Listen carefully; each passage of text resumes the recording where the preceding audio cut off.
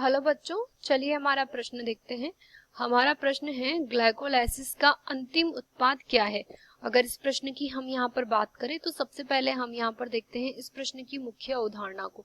तो मुख्य अवधारणा के अंतर्गत हम यहाँ पर कह सकते हैं कि सामान्य रूप से यहाँ पर जो है सभी कोशिकाओं के अंतर्गत यहाँ पर श्वसन की जो क्रिया संपन्न होती है, यह श्वसन की क्रिया जो है विभिन्न प्रकार के चरणों व पदों के अंतर्गत यहाँ पर संपन्न होती है, जिसके अंतर्गत एक जो पद आता है उसे हम यहाँ पर जो है ग्लाइकोलाइसिस के नाम से जानते हैं।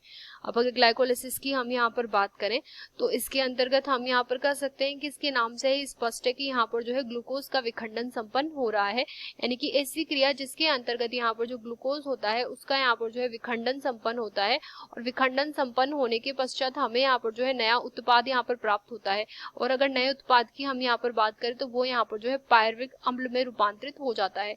तो ऐसी क्रिया जिसके अंतर्गत ग्लूकोज जो है पायरुविक अम्ल में रूपांतरित हो रहा है, इस क्रिया को हम यहाँ पर जो है ग्लाइकोलाइसिस के नाम से जानते हैं।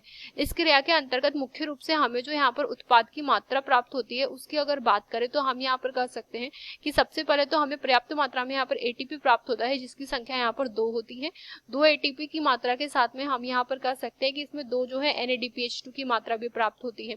तो यहाँ पर 2 NADPH2 होते हैं और यहाँ पर जो है 2 अणु जो होते हैं वो हमें यहाँ पर जो है पायरुविक अम्ल के प्राप्त होते हैं। अगर कुल ऊर्जा की हम इसके अंतर्गत बात करें तो हम यहाँ पर कह सकते हैं कि कुल ऊर्जा के अंतर्गत 2 NADPH2 के अणु जो होते हैं उनके अंतर्गत प्रत्येक में 3 ATP की मात्रा होती है। तो इस वजह से यहाँ पर हमें जो है 6 ATP की मात्रा प्राप्त होती है। तो कुल लाभ जो प्राप्त होता है हमें इसके अंतर्गत वो होता है 8 ATP की मात्रा, और इसके साथ में हम यहाँ पर कह सकते हैं कि 2 हमारे यहाँ पर जो है पायरुविक अम्ल के अणु इसके अंतर्गत प्राप्त होते हैं। तो अगर हम ग्लाइकोलाइसिस के अंतिम उत्पाद की बात करें तो वो यहाँ पर जो है 8 ATP और 2 पायरुविक अम्ल है। आशा करते हैं आपको प्रश्न समझ आया होगा। धन्यवाद।